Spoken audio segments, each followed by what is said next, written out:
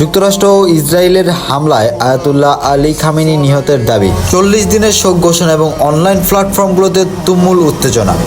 হৃদয় স্তব্ধ করা খবর, ইরানের সর্বোচ্চ নেতা আর আমাদের মাঝে নেই। এত দ্রুত এমন সংবাদ শুনতে হবে কেউই কল্পনা করেনি।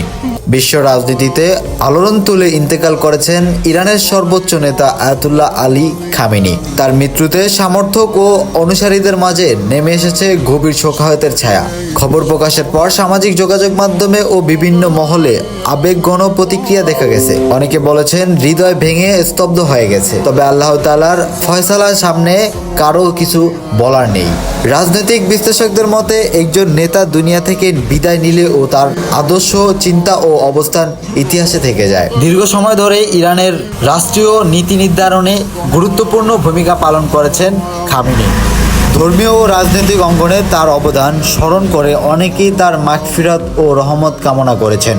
ইন্না লিল্লাহি ওয়া ইন্না ইলাইহি রাজিউন।